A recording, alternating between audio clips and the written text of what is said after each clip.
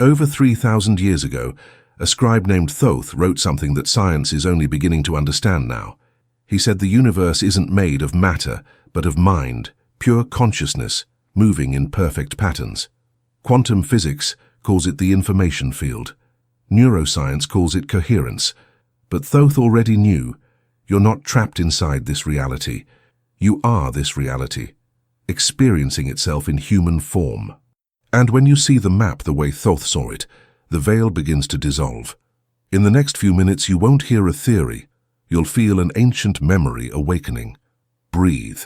What you're about to hear is a language that speaks directly to what is most ancient within you. Feel that intuition, that knowing that exists before words. It's as if there's a place inside you that already knows all of this, a place that never forgot. Thoth called this anamnesis, the remembrance of who you've always been. This isn't something new being created in this moment. It's something ancient being recognized. Modern neuroscience, through researchers like Stanislas Dehaene at the University of Paris, discovered that our brain doesn't process new information.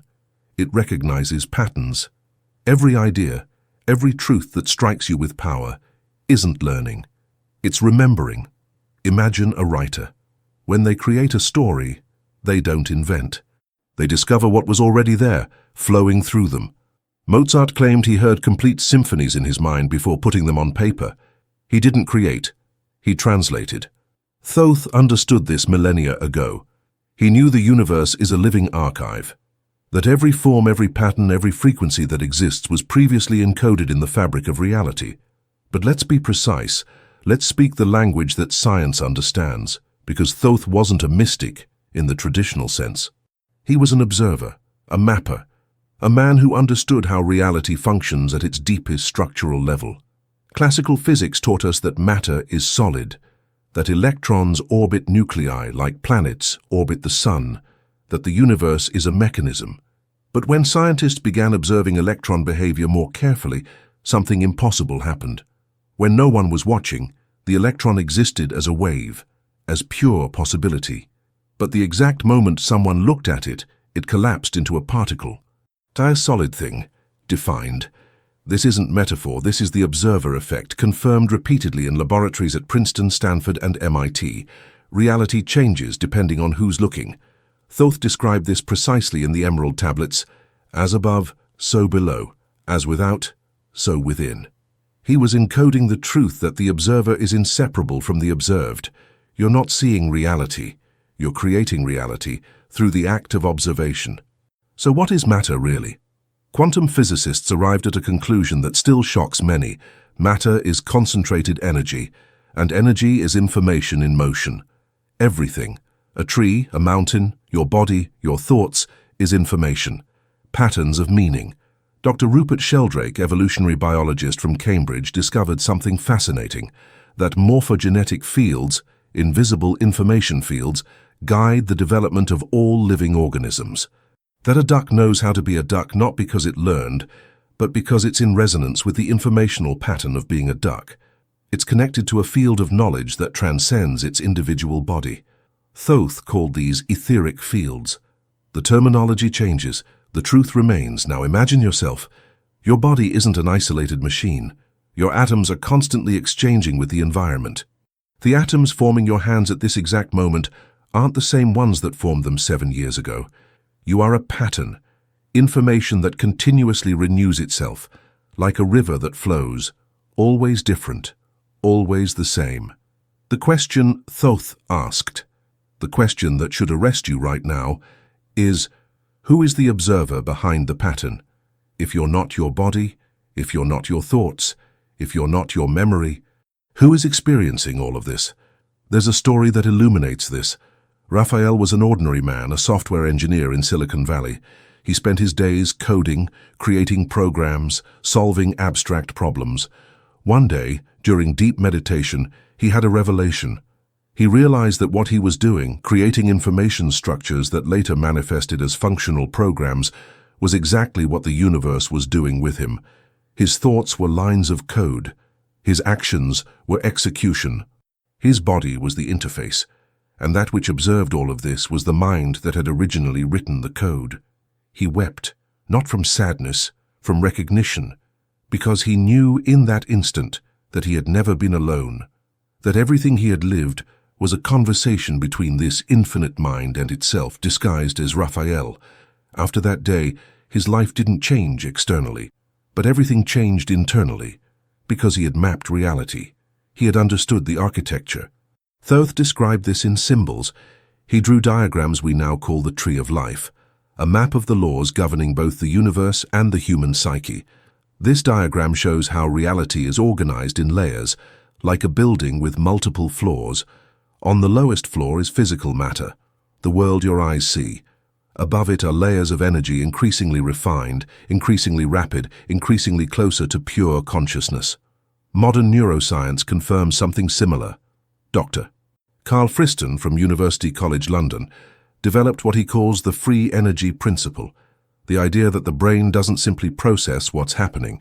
It constructs an internal model of reality, predicts what will happen, and then tests its predictions against actual experience. Whatever doesn't fit the model gets discarded as hallucination or error. In other words, you don't see reality. You see what your brain predicted you should see. This means two people can be in the same room and exist in completely different realities. One might see a space of limitation and fear. The other might see a space of opportunity and beauty. It's not optimism versus pessimism. It's that their internal models of reality, their maps, are different. And the map you use determines the territory you experience.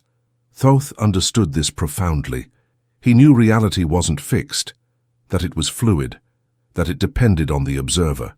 And more importantly, he knew you could change your map, that you could reprogram your prediction of reality. But how? The answer lies in frequency. Everything vibrates. Your body vibrates at a frequency. Your thoughts vibrate at a frequency. Your emotions vibrate at a frequency. Researchers at the HeartMath Institute discovered that the human heart generates an electromagnetic field far more powerful than the brain, about 5,000 times stronger. And this field doesn't stay contained in your body. It radiates into the environment. When you're in heart coherence is when your heart is in rhythmic harmony. This field extends up to 10 feet around you. You literally change the reality of everything surrounding you. Imagine that. You're not just a victim of reality, you're a transmitter, an antenna radiating frequency, and everything around you is continuously tuning into the frequency you're broadcasting. Thoth described this with the image of a cosmic lyre. Each string is a frequency. The universe is played by these strings in perfect harmony. When you're in disharmony, in fear, in despair, in disconnection, you detune the string of reality. You create dissonance. But when you're in coherence, in peace, in trust, in connection, you harmonize with the original pattern, and reality begins to respond. Synchronicities appear, opportunities emerge, the right people arrive at the right time. It's not magic. It's cosmic acoustics. It's resonance. A man named Michael lived this transformation. He was an artist who had completely lost his inspiration. He spent his days trying to create, but nothing flowed. His paintings were technically perfect, but empty, soulless, without frequency. One day he learned about the concept of heart coherence. He began practicing, breathing in slow rhythm, focusing his attention on his heart, feeling genuine gratitude for simple things. Just 10 minutes a day. He didn't change his creative process, didn't change his technique, changed only the frequency from which he was creating. And suddenly, his work began to speak. People who saw his paintings wept. They said they felt something true in them, something that transcended paint and canvas. Michael had synchronized his heart frequency with the frequency of the universe, and the universe responded. Thoth knew this. He knew that creation doesn't come from the mind. It comes from the heart.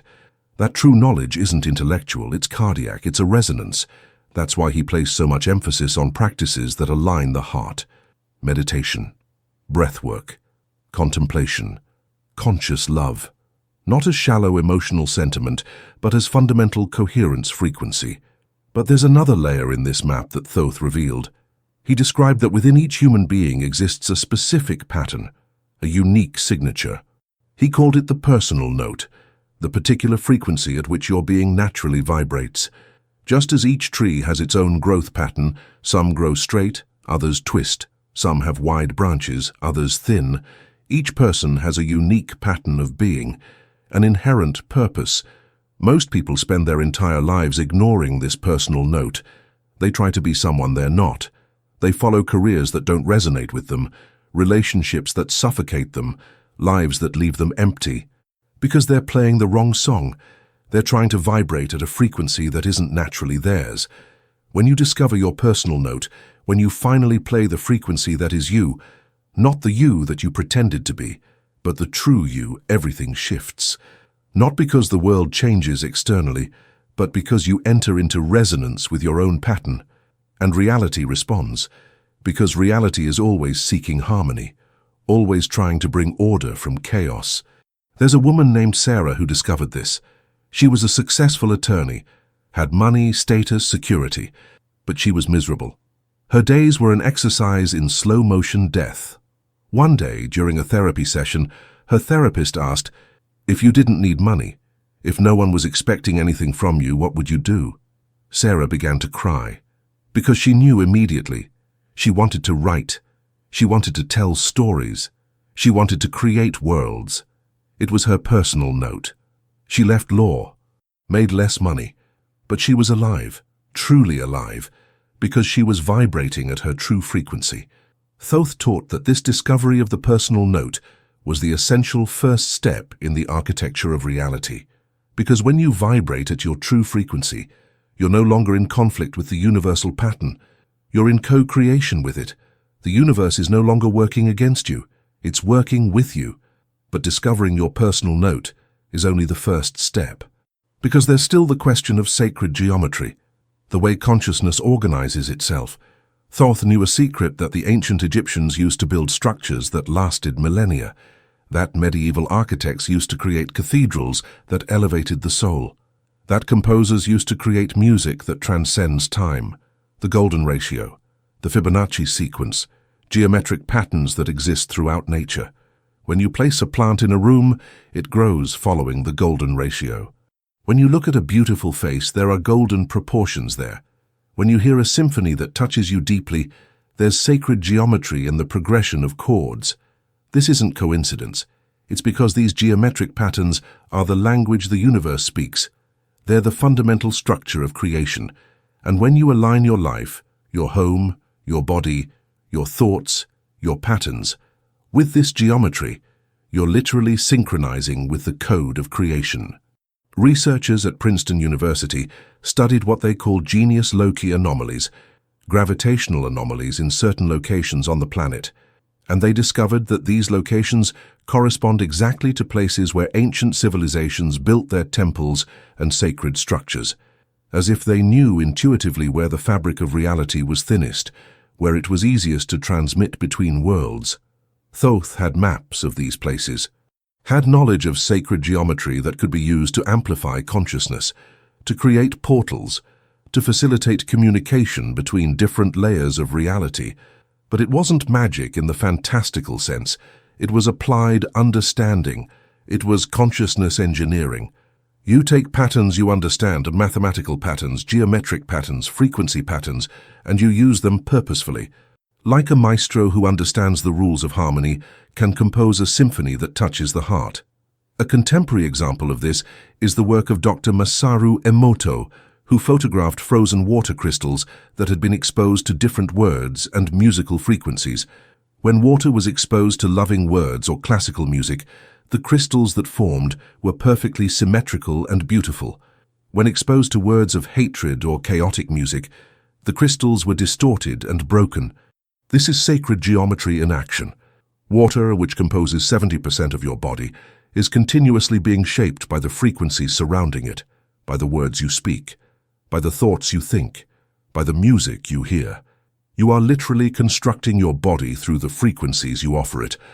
Thoth called this reintegration, the idea that fragmented reality, body separated from mind separated from spirit, individual separated from universe, is an illusion. That true understanding comes when you reintegrate all these aspects, when you understand that you are simultaneously the observer and the observed, the creator and the creation, the finite and the infinite. And how do you do this? How do you live this truth? The answer lies in understanding that moments of quantum collapse are happening continuously within you. In each instant, you're collapsing an infinity of possibilities into a single reality. You're choosing which version of you will manifest, which potential will actualize. Most people do this unconsciously, through habits, through automatic reactions, through deep beliefs they don't even know they have. And because they're unconscious, they keep creating the same reality, the same patterns, the same suffering. But when you become conscious, when you map the architecture of reality and understand how it works, you gain power. You begin to collapse intentionally. You choose which possibility will manifest. This isn't positive thinking. It's not self-help visualization. It's conscious manipulation of the wave of possibility through focused attention and intention. It's understanding that you are a quantum generator of reality. Thoth encoded this in a simple principle. Energy flows where attention goes. When you place your attention on something, truly place it with every fiber of your being, you're infusing that thing with your energy, with your intention, with your frequency, and reality begins to shape itself around you in response. A man named John was in a difficult financial situation, in debt, desperate. A colleague told him about this principle. John began to practice. Every morning, he placed his attention on the idea of abundance, not through empty affirmations, but through genuine sensation. He imagined the feeling of financial security, felt the relief of it, held his attention there for a few minutes, and then let it go. Let himself trust the process. In the following months, opportunities began to appear. A project that had been dormant suddenly became viable.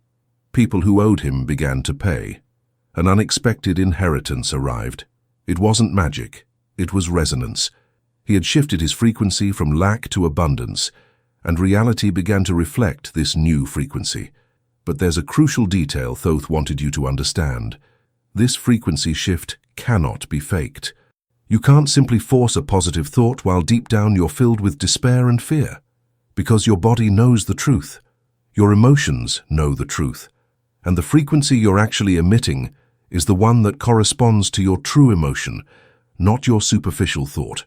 This is why so many visualization exercises fail, because there's a misalignment.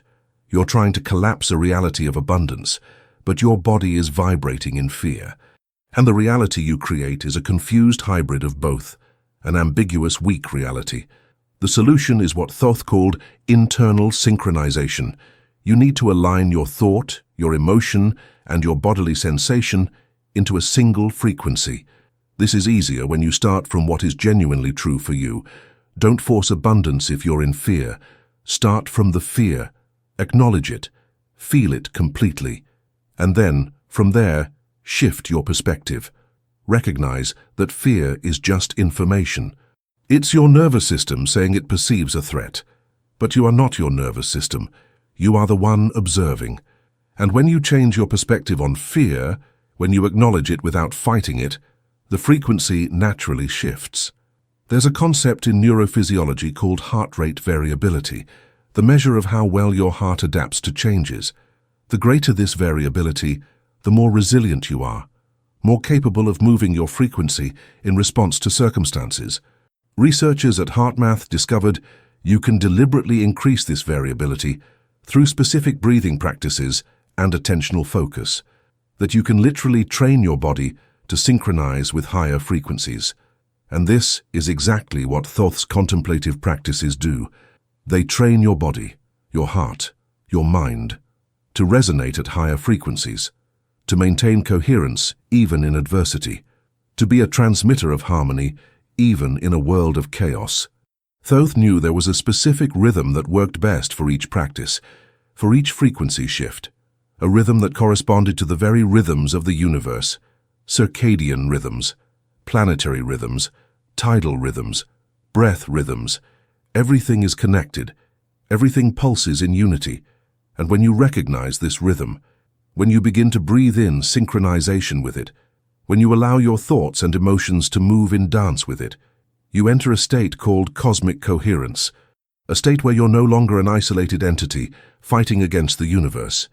You become an instrument through which the universe plays itself. Thoth described this as the moment of the great remembering. It's not that you learn something new, it's that you remember who you've always been, a localized aspect of infinite consciousness, a wave in the water of the cosmic ocean, a note in an infinite symphony. And when you truly feel this, when it's not just a concept but a living sensation in your body and heart, everything changes.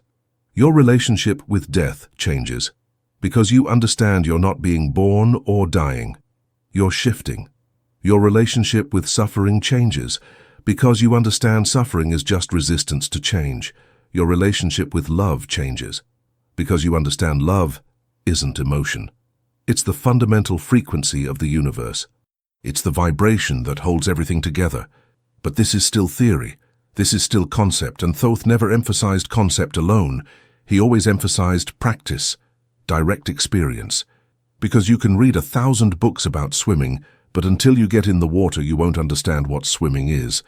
So let's talk about practice, about how you begin today to change your map of reality, to synchronize with the true architecture of creation. The first practice is simple.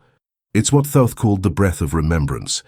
In the morning when you wake, before doing anything else, you sit for a few minutes, and you breathe slowly, inhaling for a count of 4, holding for a count of 4, exhaling for a count of 4, holding for a count of 4. You do this for 5 complete cycles, and as you breathe, you place your attention on your heart, not on your chest, but a few inches below, in the solar plexus region, where your cardiac intelligence resides. And you whisper silently the words, "I am the one who observes, I am the one who creates, I am the one who remembers." Not with force, with gentleness, with familiarity, like someone touching an ancient memory, like someone waking from a dream and recognizing the dream was only a dream, that you've always been awake. You do this for 7 consecutive days, just 7 days. It's not a lifetime commitment, it's an experiment, an opportunity for you to experience for yourself. Most often, between the 3rd and 5th day, something shifts. You begin to notice coincidences, people thinking of you the same moment you think of them, conversations that begin exactly about the subject you'd been reflecting on, opportunities that appear without you seeking them, because you changed frequency. And reality began to respond. But something even more important is happening. You're beginning to recognize that you are more than you thought you were, that there's a dimension within you that is creative, that is generative of worlds, that is immortal. And once you feel this, truly feel it, you'll never be the same again. Because you will have mapped reality, you will have understood the architecture, and you'll comprehend that you're not here to suffer. You're not here to be a victim, you're here to create, to explore, to savor, to love. You're here to be Thoth, to be the one who writes the story of reality. And the story you write from now on is entirely yours. If this truth resonated with you, it's because a part of you already knew it.